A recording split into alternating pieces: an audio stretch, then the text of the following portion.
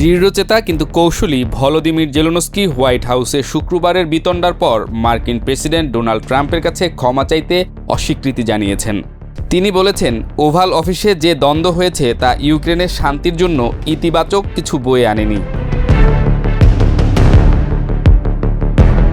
2 দিনের যুক্তরাজ্য সফরের সমাপ্তিতে শুধু ইউক্রেনের সাংবাদিকদের সঙ্গে আলাপচারিতায় জেলেনস্কি বলেন, এ ধরনের গুরুত্বপূর্ণ আলোচনা যখন প্রকাশ্যে হয় তখন শত্রুরা তার সুযোগ নেয়। যদিও তিনি আশা করছেন হোয়াইট হাউসে যে ঘটনা ঘটেছে তা এমনিতেই ঠিক হয়ে যাবে। ওই বৈঠকের পর তার জায়গা থেকে হোয়াইট হাউসের সঙ্গে আর কোনো যোগাযোগ করা হয়নি বলে জানিয়েছেন ইউক্রেনের প্রেসিডেন্ট। একই সঙ্গে তিনি জানিয়েছেন, তার দেশে যুক্তরাষ্ট্রের সঙ্গে যৌথভাবে খনিজ সম্পদের অনুসন্ধান চালানোর বিষয়ে যে চুক্তি নিয়ে আলোচনা চলছিল সেটি স্বাক্ষর হওয়ার জন্য প্রস্তুত ছিল। তারপরও কেন চুক্তিটি হলো না, বরং চুক্তি হয়নি বলে ট্রাম্প ও জেডি ভ্যান্স তাকে মৌখিক আক্রমণ করে, এ বিষয়ে এখনও মুখ খোলেননি জেলেনস্কি। তবে মতভিন্নতার মূল কারণগুলো নিরসনের জন্য আবার আমন্ত্রণ জানানো হলে ট্রাম্পের সঙ্গে কথা বলবেন বলে উল্লেখ করেছেন তিনি। জেলেনস্কি বলেন, তিনি বিশ্বাস করেন যে যুক্তরাজ্য ফ্রান্স নেতৃত্বাধীন শান্তি প্রচেষ্টা, যেটা নিয়ে রোববার লন্ডনে সম্মেলনে ইউরোপের নেতারা আলোচনা করেছেন, তা আগামী সপ্তাহগুলোতে ফলপ্রসূ হতে পারে।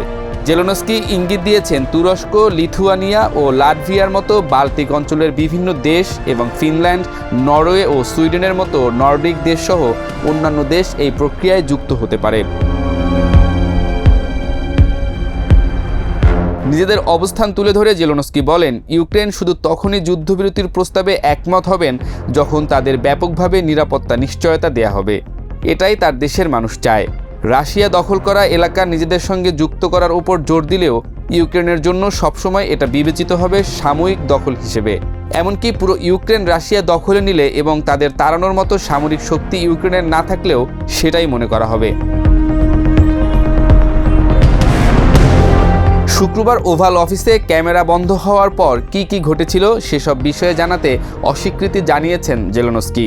ট্রাম্প জেলেনস্কির ওই বৈঠক শেষে মধ্যাহ্নভোজ ও খনিজ সম্পদ নিয়ে চুক্তি হওয়ার কথা থাকলেও সেগুলো ছাড়াই হোয়াইট হাউস ত্যাগ করেন জেলেনস্কি।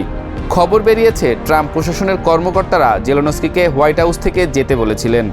যদিও ইউক্রেনের প্রেসিডেন্ট বলেছেন, এটাকে ইতিহাসের কাছে ছেড়ে দেওয়াই ছিল সর্বোত্তম।